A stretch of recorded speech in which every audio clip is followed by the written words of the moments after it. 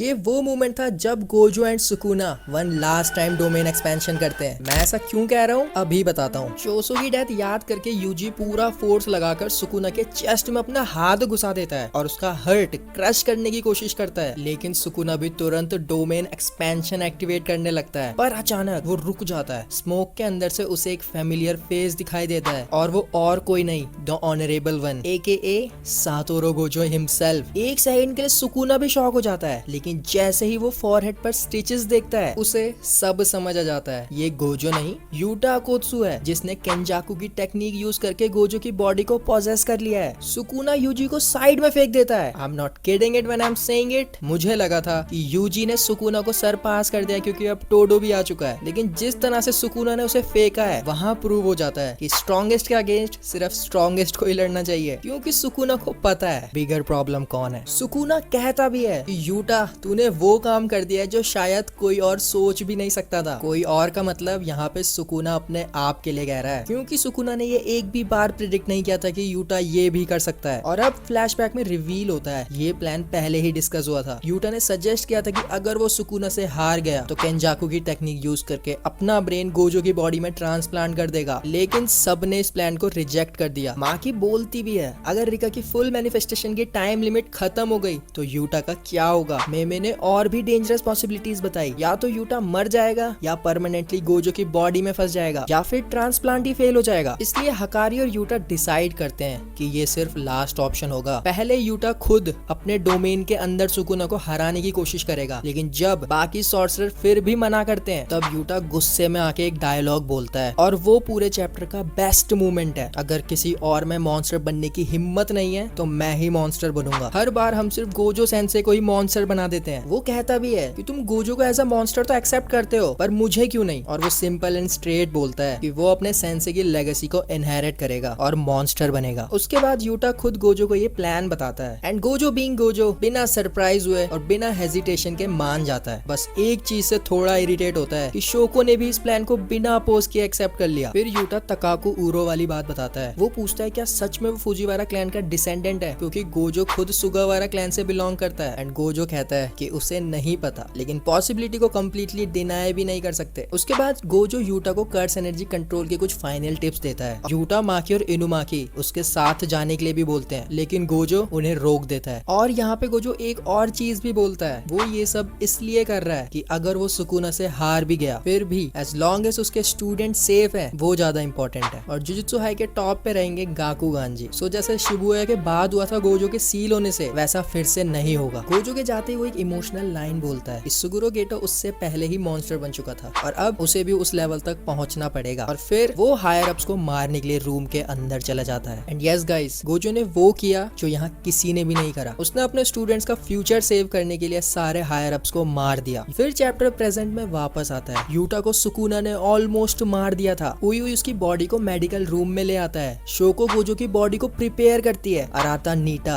अपनी टेक्निक से यूटा की कंडीशन स्टेबल रखता है। रिका अपनी पावर से यूटा को जिंदा रखती है और यूटा शोको से कहता है ऑपरेशन शुरू करो। शोको यूटा से पहले ही बोल देती है जैसे ही तुम गोजो की बॉडी में अवेक करोगे तो मैक्सिमम आउटपुट में रिवर्स कर टेक्निक यूज करना। और एक इमोशनल मोमेंट में यूटा रिका से माफी मांगता है, क्योंकि इस बार उसने अपनी रिंग राइट हैंड में पहनी हुई है। और फाइनली प्रेजेंट बैटलफील्ड में एक साइड सुकुना और दूसरी साइड गोजो के बॉडी में यूटा, और दोनों एक साथ बोलते हैं डोमेन एक्सपेंशन। एक तरफ मेलेवोलेंट श्राइन और दूसरी तरफ अनलिमिटेड वॉइड। और इसी के साथ गोजो वर्सेस सुकुना का लास्ट डोमेन क्लैश फाइनली शुरू हो जाता है। मैं अपने यूट्यूब चैनल पे लाइव स्ट्रीम करता हूँ every Sunday and Wednesday at 9 PM, जहाँ हम अपने फेवरेट कैरेक्टर के बारे में बात करते हैं। सो लाइव स्ट्रीम में जुड़ना मत भूलना और सब्सक्राइब करना तो बिल्कुल भी नहीं।